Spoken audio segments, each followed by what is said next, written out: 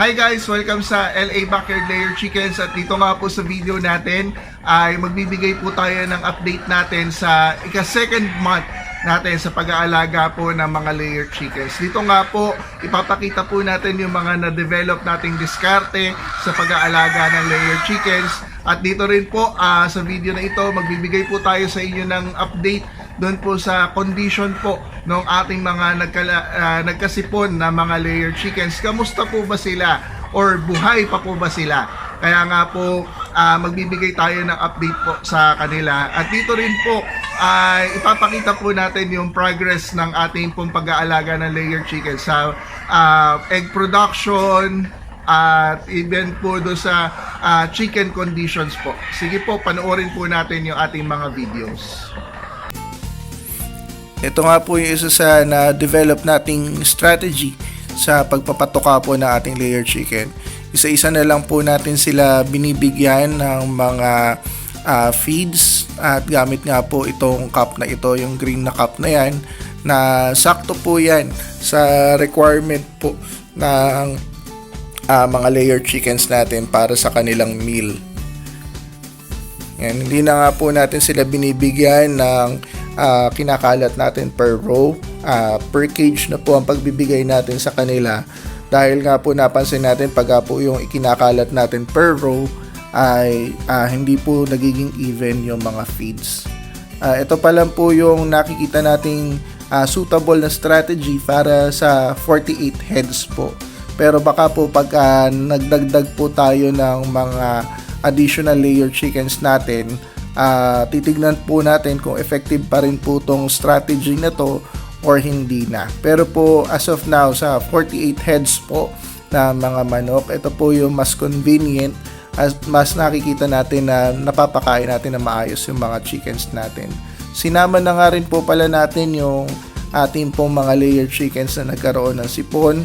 Yan, makikita nga po natin dito naglalagay na po tayo ng mga pagkain sa kanila. At makita nga po natin na masigla naman po sila na kumakain. Magana po sila sa pagkain po nila. Ito nga po, everyone is eating well. Yung po ating mga layer chickens.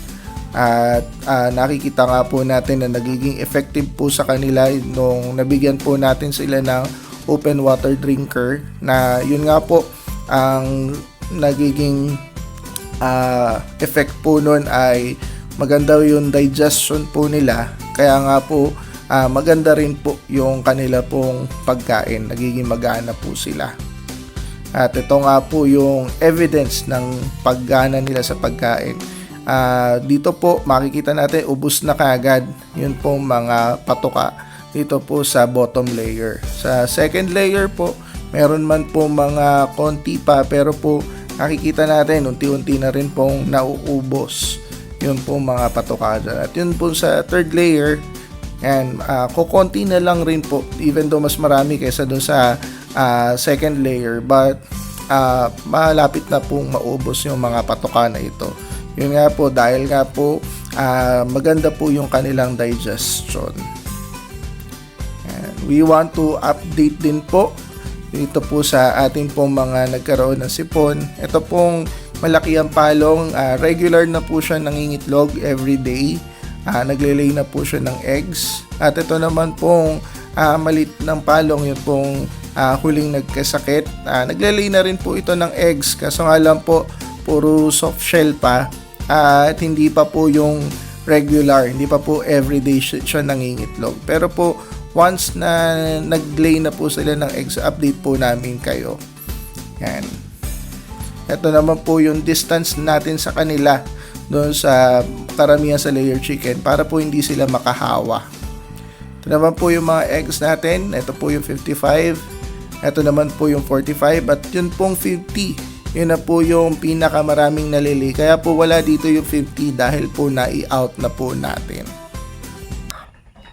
Napanood nga po natin yung videos po natin sa ating second month ng pag-aalaga po ng layer chickens. At yun nga po, may mga magaganda tayong diskarte na na-develop, kagaya nga po doon sa feeding.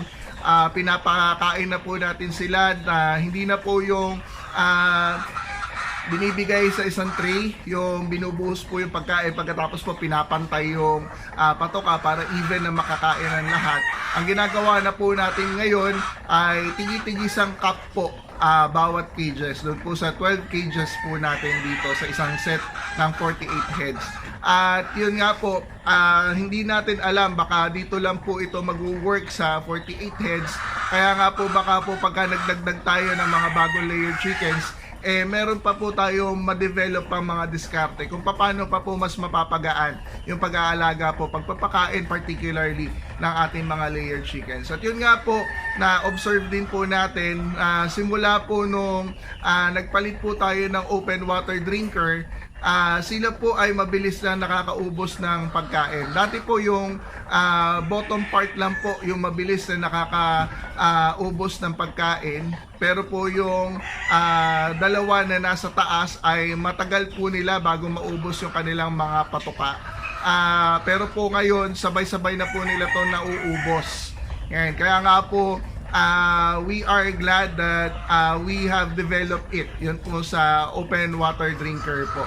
Ngayon po, yung update nga rin po natin doon sa mga may sakit po nating manok.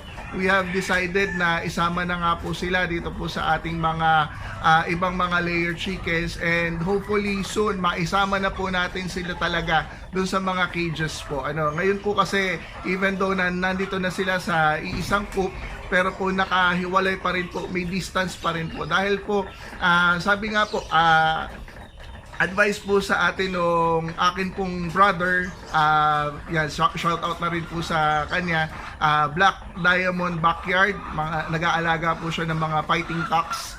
Yan, kaya po kung gusto niyo po, pwede niyo po siyang hanapin dito. Ito po yung FB page niya.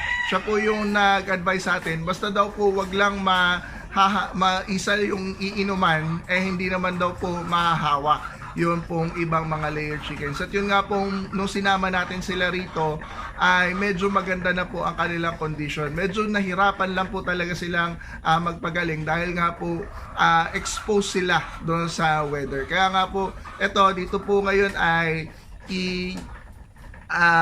papagalingin po natin sila, bibigyan po natin sila ng antibiotic ng 5 days po ulit. Pero po yun pong pagkagumaling na sila, titignan po natin kung isasama na po ba natin agad ulit sila doon sa karamihan po ng ating mga layer chickens. Kasi po ang worry po natin, baka po pagka isinama natin, dahil nga po territorial din sila, even though maliit yung space, baka po mag-away-away. At yun nga po, maliit yung space, mas madali po silang awayin ng ibang mga layer chickens. Kaya nga po titignan po natin kung ano po yung magiging diskarte natin pagka po isinama na natin po yung mga nagkasi po natin na layer chickens. At yun nga rin po, sa video ito, pinakita rin po natin yung production ng eggs ng ating mga layer chickens. And yun nga po, mas majority na po ay nasa small na po sila. Nasa 50 grams na po yung eggs natin. Hindi na po tayo nakakapuno agad ng isang tray ng 45.